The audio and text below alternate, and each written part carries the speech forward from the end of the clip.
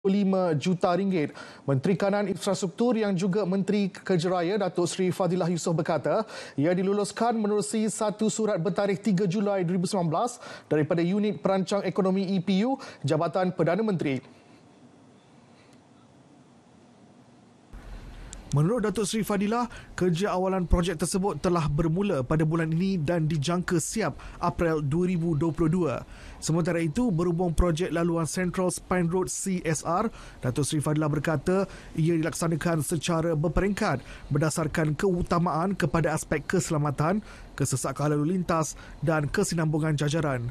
Menurutnya, sehingga kini, jajaran sepanjang 224 km telah diluluskan untuk pelaksanaan iaitu 165.1 km di Pahang, pakej 3, 4 dan 5 dan 58.9 km di Kelantan, pakej 2 dan 3. Dalam pada itu, mengulas isu kesesakan di Tol Gombak pada musim perayaan, Datuk Seri Fadilah menjelaskan pihak kementerian sedang mengkaji keperluan lebuh raya alternatif. Sehubungan itu, pelbagai tindakan segera sebagai penyelesaian jangka pendek telah dilakukan oleh pihak konsesi lebuh raya bagi mengurangkan isu kesesakan yang berlaku di Plaza Tol. Selain itu, kementerian sedang melaksanakan kajian keperluan jalan alternatif lebuh raya Gombak Betong bagi mendapatkan penyelesaian untuk mengurangkan masalah kesesakan di laluan Kuala Lumpur Karak. Penilaian akan dilaksanakan untuk menentukan sama ada jajaran jalan baru atau menaik taraf jalan sedia ada diperlukan. Beliau menggulung perbahasan usul titah yang di-Pertuan Agong bagi kementeriannya. Kementerian Pertahanan sedang mempertimbangkan 3 option berhubung hala 7 projek kapal tempur pesisir LCS yang mengalami kelewatan dalam pembinaannya, kata menterinya Datuk Seri Ismail Sabri Yaakob. Beliau berkata sehingga 31 Julai lepas tiada satu pun daripada 6 kapal LCS yang berjaya disiapkan syarikat Biostate Naval Shipyard Sdn Bhd BNSSB. Jelas Datuk Seri Ismail Sabri, status kemajuan keseluruhan bagi pembangunan LCS ketika ini adalah sebanyak 56.67% berbanding perancangan asal yang sepatutnya telah siap 85.73%. Bagi isu kelewatan ini, pihak kementerian akan menyediakan surat tuntutan denda kelewatan kepada syarikat terbabit selaras dengan klausa kontrak yang berkuat kuasa. Berikutan itu, jelasnya, memorandum jemaah menteri akan dibentang ke Kabinet setelah pengurusan tertinggi kementerian itu membuatkan semakan akhir terhadap dokumen berkenaan dalam masa terdekat. Option pertama, projek diteruskan dengan melantik Naval Group France sebagai kontraktor penyelamat melalui Deed of Assignment dengan BNSSB menggunakan baki shilling contract bagi menyiapkan sekurang-kurangnya 2 buah LCS. Manakala bagi option kedua, jelas beliau projek diteruskan oleh BNSSB dengan baki shilling kontrak yang menyiapkan sekurang-kurangnya 2 unit LCS. Dan option ketiga, kontrak dengan BNSSB ditamatkan oleh kementerian dan akan mulakan usaha menyelamatkan kontrak. Beliau menjelaskan ketika menggulung perbahasan usul titah yang di-Pertuan Agong bagi kementeriannya di Dewan Rakyat di Parlimen. Perkembangan projek loji rawatan air 2 LRA2. Satu fasa 1 dengan kapasiti 1,130 juta liter sehari mampu menampung permintaan air di Lembah Kelang sehingga tahun 2025. Perkara itu dijelaskan Menteri Alam Sekitar dan Air Datuk Tuan Ibrahim Tuan Man ketika menggulung perbahasan usul titah yang di-Pertuan Agong bagi kementeriannya di Dewan Rakyat di Parlimen. Pada masa sekarang, sistem B atau stream B, loji ini telah beroperasi dengan pengeluaran 325 juta liter sehari seperti yang telah saya jelaskan, di mana fasa 2 loji LRA Langat 2 perlu dilaksanakan dalam kerangka pengsuruhan industri bekala air negara, di mana ia perlu dimasukkan dalam perancangan pelan perniagaan pengurusan air Selangor Berhad ataupun air Selangor. Untuk makluman, pada ketika ini pihak SPAN belum menerima permohonan daripada pihak Air Selangor mengenai rancangan cadangan fasa 2 LRH2. Jelas beliau lagi pengurusan kadar air tidak berhasil NRW yang lebih aktif menjadi fokus utama. Justru 1.91 bilion ringgit telah diperuntukkan bagi melaksanakan program pengurangan NRW di bawah program NRW nasional. Jelas beliau, daripada jumlah itu 535.5 juta ringgit dalam bentuk peruntukan secara langsung dan 1.37 bilion ringgit dalam bentuk geran sempadan.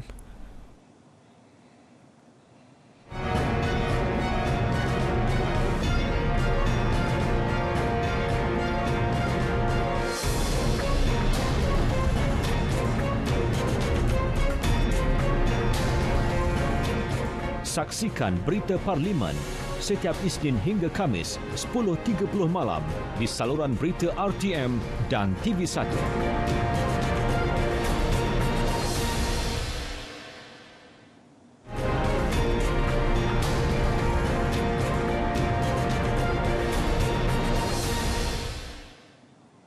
Agensi-agensi utama termasuk Jabatan Pangkutan Jalan JPJ diarah mempergiatkan aktiviti advokasi dan program pendidikan keselamatan jalan raya berkaitan kesalahan memandu di bawah pengaruh alkohol atau pemandu mabuk.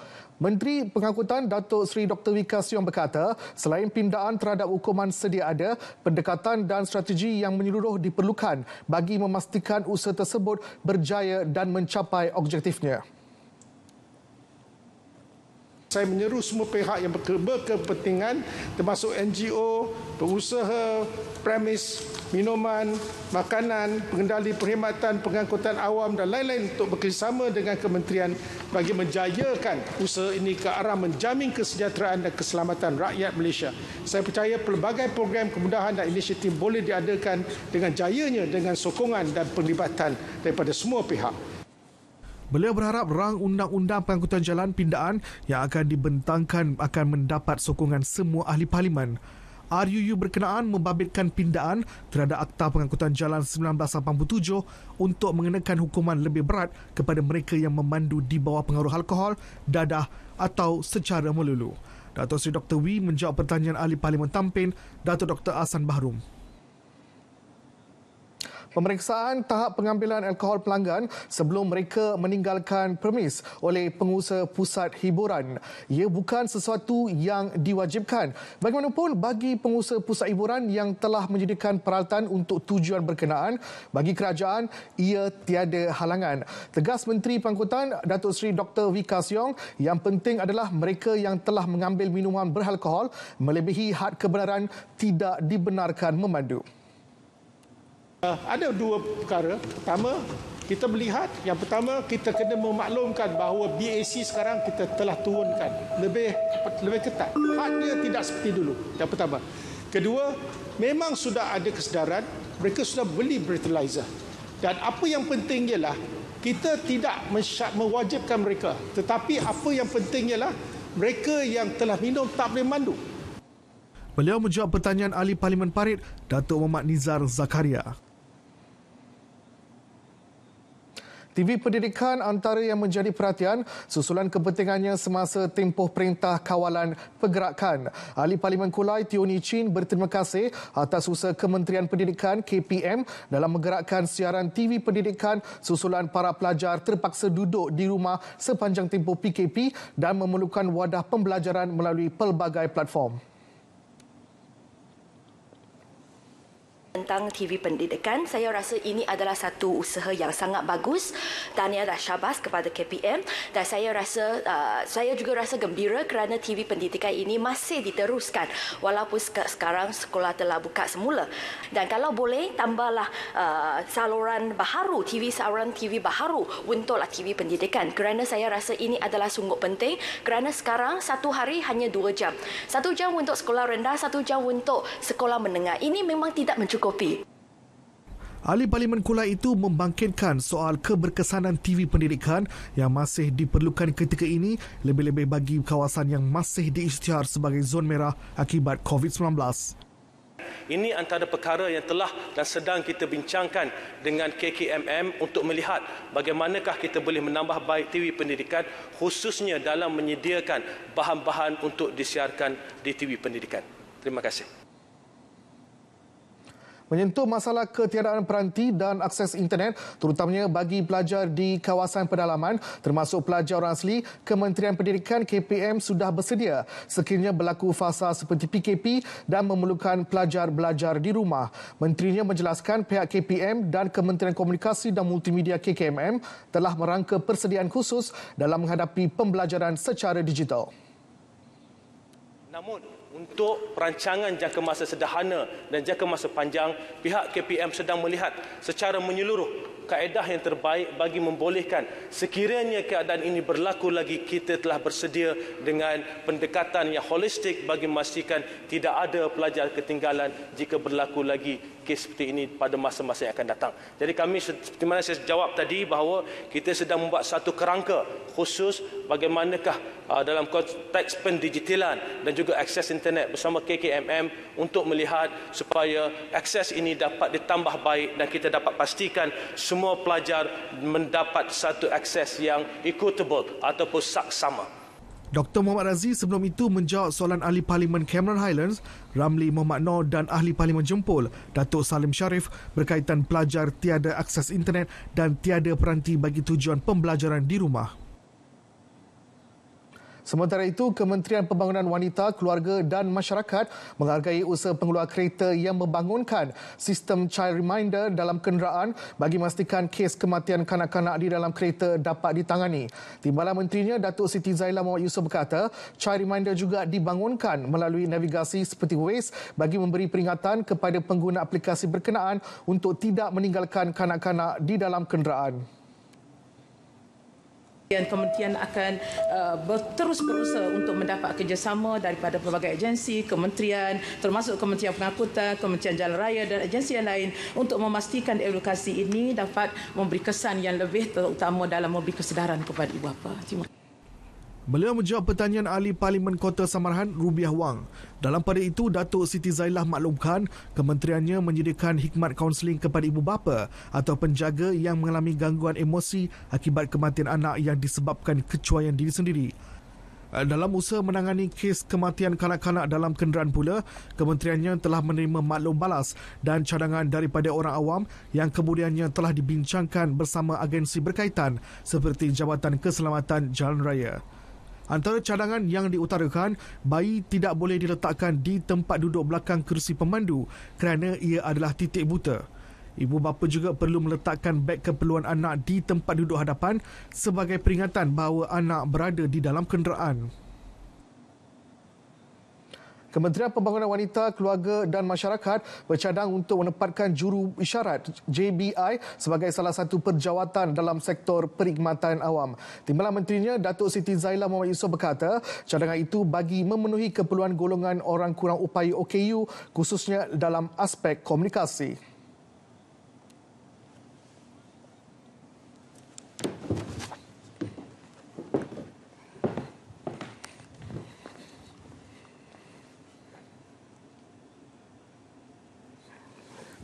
Bahasa isyarat diwajibkan.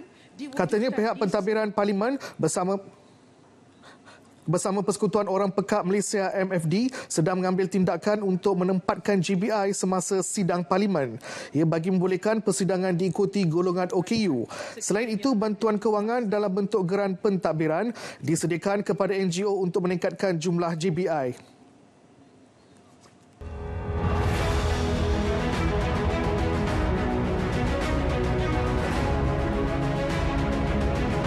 Kepercayaan kepada Tuhan, kesetiaan kepada raja dan negara, keluhuran perlembagaan, kedaulatan undang-undang, kesopanan dan kesusilaan.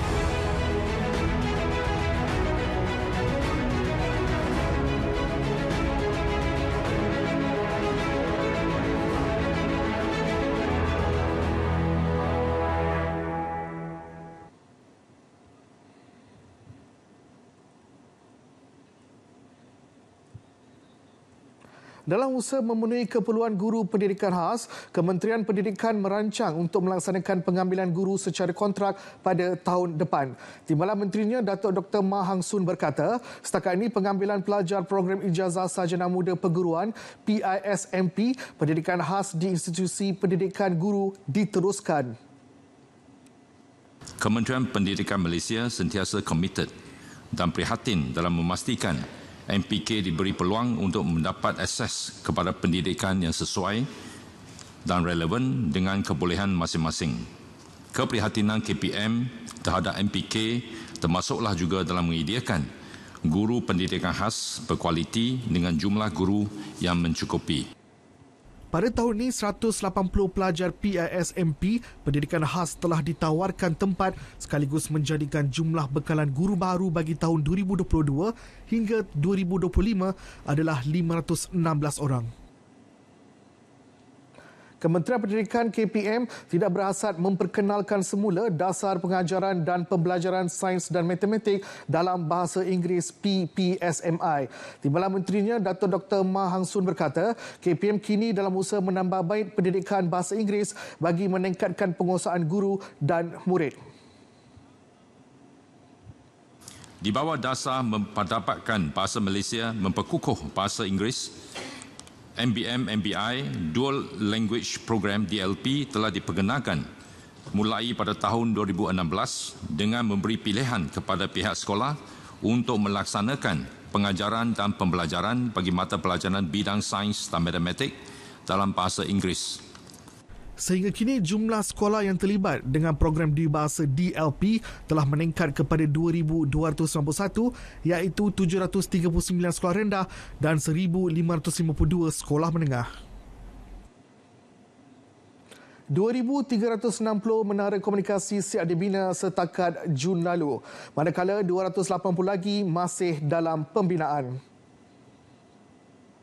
Timbalan Menteri Komunikasi dan Multimedia Datuk Zaidi Zainul Abidin berkata, 5,348 alat pemancar komunikasi di menara komunikasi sedia ada telah dinaik taraf kepada perkhidmatan 3G dan 4G. Sementara 11 lagi masih dalam peringkat pelaksanaan.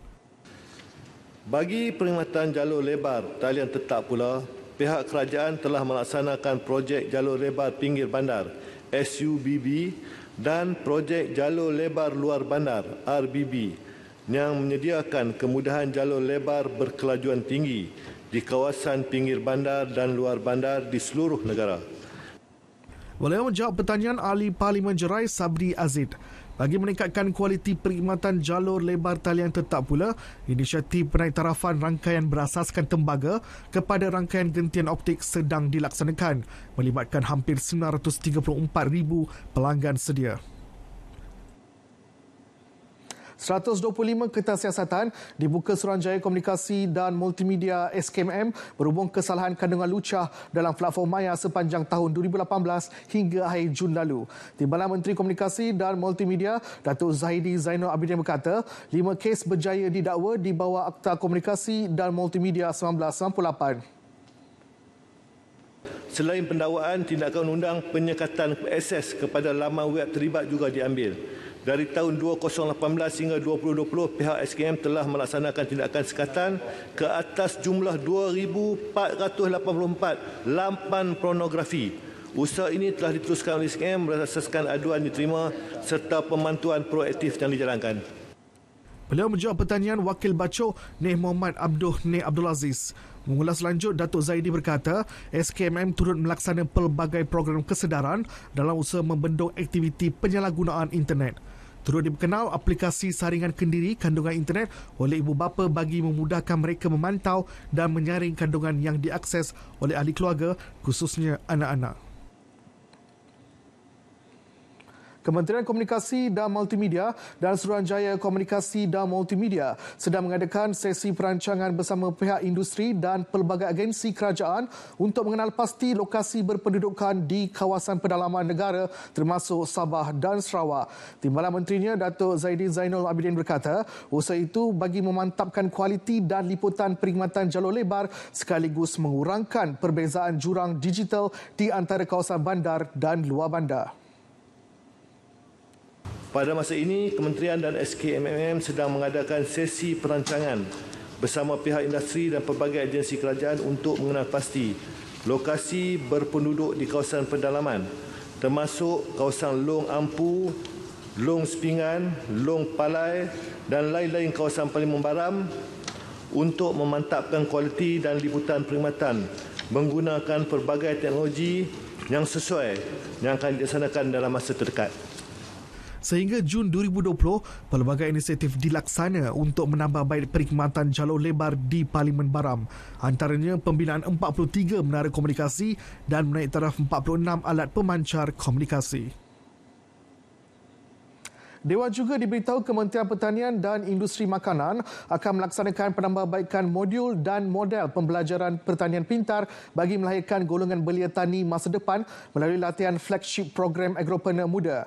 Pihak kementerian juga turut menyediakan program latihan jangka pendek dan jangka panjang untuk melahirkan usahawan pertanian melalui penggunaan teknologi terkini melibatkan belia berumur 18 hingga 40 tahun.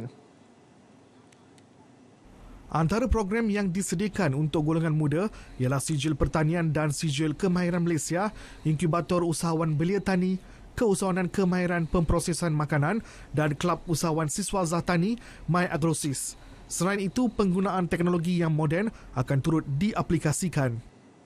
Integrasian teknologi pertanian moden seperti penggunaan robot, agrorobotik, penderiaan sensor, pertanian tepat, precision farming, penggunaan drone, pembangunan data pertanian, big analytical data, aplikasi berasaskan Internet of Things IoT, model kilang tanaman dan lain-lain. Dan keempat, pemberian bantuan berbentuk insentif yang bersesuaian kepada para petani seperti skim pembiayaan mekanisasi dan automasi di bawah Agrobank bagi perolehan peralatan dan sistem mekanisasi dan automasi seperti jentera traktor dan lain-lain.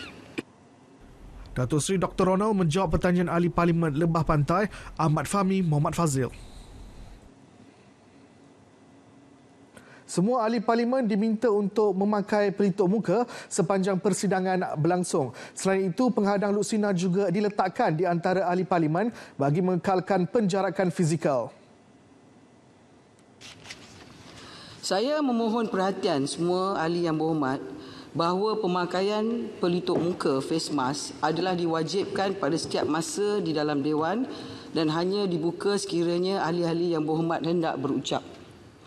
Ahli-ahli yang berhormat hendaklah menarik penghadang yang dipasang semasa duduk di dalam Dewan untuk memastikan jarak pemisah antara ahli-ahli yang berhormat dan tiada kontak rapat antara ahli-ahli yang berhormat.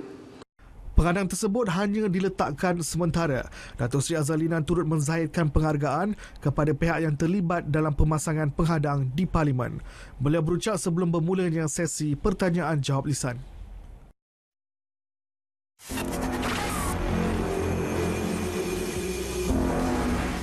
Pemakaian pelitup separuh muka boleh mengurangkan 60% risiko jangkitan COVID-19 berbanding mereka yang tidak memakainya.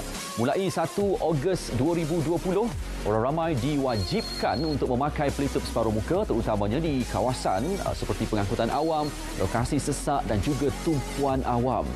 Dan orang ramai boleh didenda RM1,000 di bawah Akta 342 iaitu Akta Pencegahan dan Kawalan Penyakit Berjangkit 1988 jika gagal mematuhi peraturan ini. Langkah pemakaian pelitup separuh muka 3 lapis. Yang pertama, pastikan bahagian berwarna berada di luar, bahagian putih berada di dalam dan kepingan logam itu diletakkan di atas hidung. Yang kedua, pegang tali gelung, letakkan di telinga masing-masing. Yang ketiga, pastikan hidung dan juga mulut ditutup sepenuhnya. Dan yang terakhir, gunakan kedua-dua tangan untuk membentuk kepingan logam mengikut bentuk hidung masing-masing. Jadi jom kita putuskan rantaian COVID-19.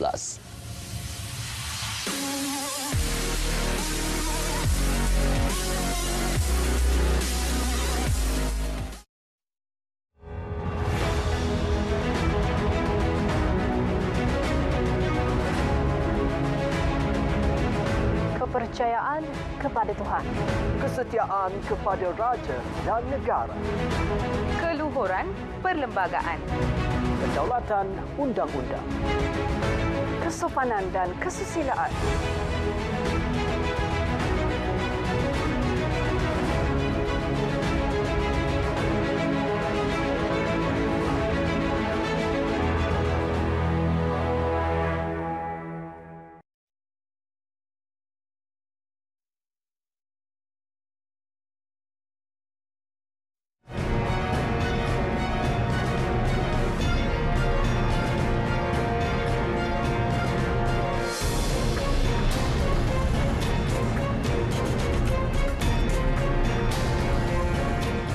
Saksikan Berita Parlimen setiap Isnin hingga Khamis 10.30 malam di saluran berita RTM dan TV1.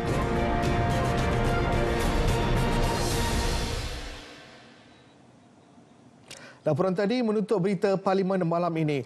Jangan lupa pakai pelitup muka di tempat awam, terutamanya di kawasan sesak bagi mengelakkan penularan serius COVID-19. Dengan itu, salam sejahtera dan salam hormat.